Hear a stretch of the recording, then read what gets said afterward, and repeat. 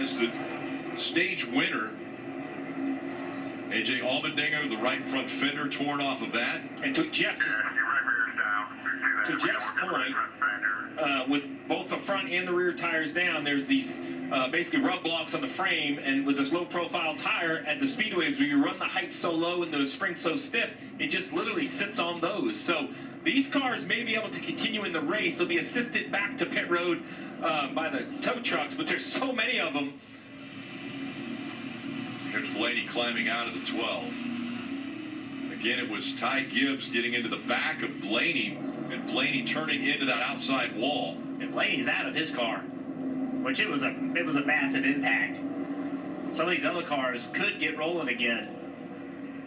AMR safety crew attending to hard all hit of these drivers. That's right. Let's see how it starts. Bad pushes start so many of these wrecks right there. I'll be honest, I was watching that 54. He had a little bit of a wiggle before the push. If we slow it down, I saw that car just wiggle just a little bit before. It's hard to tell right there. There's like a little bit of a kind of a move where the car looks like it's getting uncomfortable and out of control. Massive. Huge hit. Massive hit. You saw that wall. That wall deflected, did a great job. But look at all the damage. That is a massive impact for Blaney. Tore the engine out of the car. There's onboard. Safer barrier has styrofoam behind the wall. And he hit it about as hard as we've seen someone hit a wall here. More look. I feel like there was some contact, and then another Right there. Right. Well, he's in the back of him. Well, he's not quite there yet. He pushes him. They get away from each other. There's a little bit of a gap between them. These wrecks always seem to start in the front, and then it just collects everybody behind them. And we've seen the benefit in pushes. Here he goes, a great shot. So there's contact right.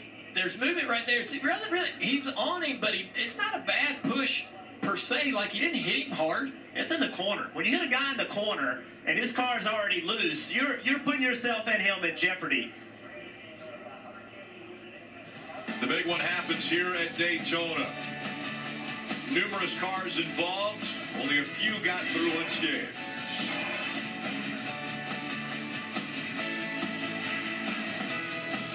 I think okay. I don't really know what happened. I saw, the replay, and I'm guessing the 54 just got turned into my right rear, and unfortunately we got in the fence. So yes, thanks. A lot of cars got tore up. Thought we made a good move to try to. Yeah, it looks like you kind of got him in a weird spot, and yeah. That's not fun. Yes, thanks. I mean, our Advanced Auto Parts Ford Mustang was really fast and came from the back to the front multiple times, and thought we made a good move to try to win the stage, and just that stinks. Nothing you can really do there. Unfortunate, but fast Mustang. Appreciate Advanced Auto Parts, and looking forward to getting to Darlington next week. Yeah, good to see Ryan Blaney is okay. Obviously in the playoffs for the win at Charlotte earlier this year, Rick. Yeah, one of those live. Anything different? He said, nope, all good. They're going to put on some Goodyear tires, at least right sides for Kyle. As for Keselowski, they don't have to do any more with that fire, so that put itself out, thankfully.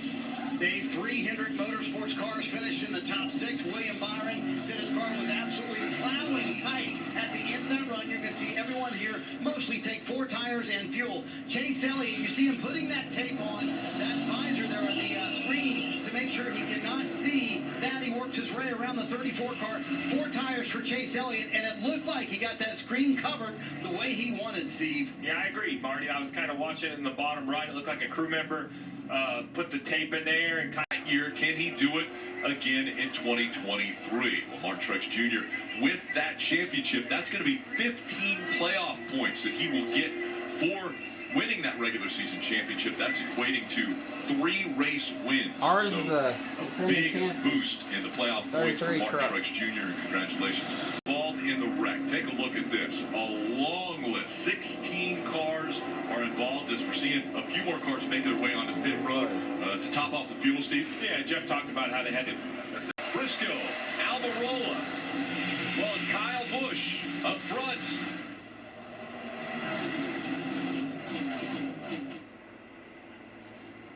And what will we see in this stage with all of those cars removed, all the potential winners removed? That removes a lot of energy and a lot of hustle out of this pack. Will they continue to be as intense as they've been? You got to think a lot of these people are seeing this as an opportunity for them to get up here and win this race. Well, now that they've thinned it out a little bit. Yeah, three of them, Briscoe, Almirola, Eric Jones. In the front of this pack, all three of those guys need to win. Alex Bowman in the 48 as well. Daniel Suarez in the 99. We could just go down the list here. You see on the left side, win and get in. All eligible for the playoffs if they can get to victory lane tonight. And it's not a long way to get to the finish of this race. 55 to go. That can go by really quickly. As we remember last night in the Xfinity race, a 100-lapper happened just like that. And it was. And you almost have to go back and watch replays of it to figure out what happened when you're 21 years old. It's just hard to recognize how quick things happen and how good these race car drivers are. And they make moves. It feels like they don't even think about it. You know, they just know to make a move. It's just a different level when you get here. Short track racing at Richmond, where Chandler Smith finished 17th. And the 21-year-old from Knocking Rock, Georgia, now impressing again here on the Super Speedway at Daytona.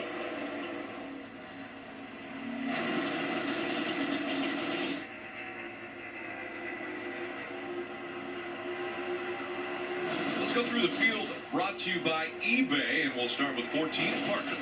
Right, as you see him leading once again like he was at the beginning of this race, Rick, watch how that 10 starts pushing him down the backstretch like they're doing now. That tandem, they have been working on this throughout the race from the start. The 14 getting all the information he can get about how that 10 is getting to him in the middle of the corner, timing that sort of run down the backstretch. They've been working on this. Both these cars in a must-win position. As you see, there the Eric Almirola in the 10 car pushing him. He's been working this because he's trying to figure out what he can do in terms of pushing that 10 as they get later in this race. Both these drivers have fast cars and they use strategy to stay up front, Marty. Ryan Preece, the third Stewart Haas car in line. And let's go back to how this race started for the 41 team. The power steering went out on the pace laps. They were able to fix that. He was all the way back in 38th after that happened. He has driven his way to the front, and if he wins, Dave, he would be in the playoffs. Chris Buescher in the blue and white 17. He got a little piece of the big one, but it was just cosmetic damage. You see there in the left rear, the 17 still has enough car to win this race. Kevin Harvick in his final start at the Daytona International Speedway, a two-time winner here. Could he go out with a big win this evening? The car is still good. He's avoided trouble. He could do it. And right behind him, Brad Keselowski in the orange 6 car. Remember, both of his cars for Roush Fenway Keselowski Racing are in the playoffs, but he said that's not the goal. We're good with that. We're happy with that, but we can do more, and they want to definitely roll through the playoffs, Marty. And Dave, remember the tape repair for Chase Elliott, getting rid of that mirror that was so distracting all night long. What did he think of that repair by his crew member? Listen in. That was a really pretty paint job for that quick. Yeah, agreed. Looks good.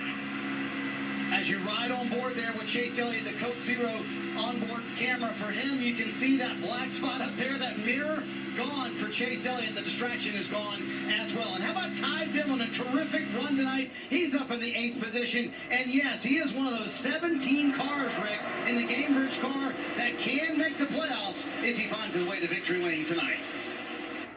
14 of the 17 still running, and one of those being Ty Dillon.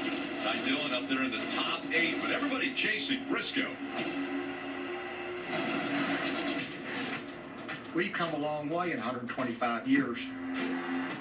From dirt tracks to super speedways and every track in between.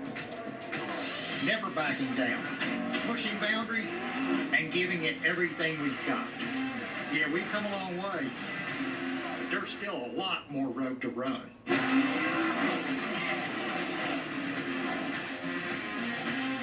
Goodyear, the official tire of NASCAR.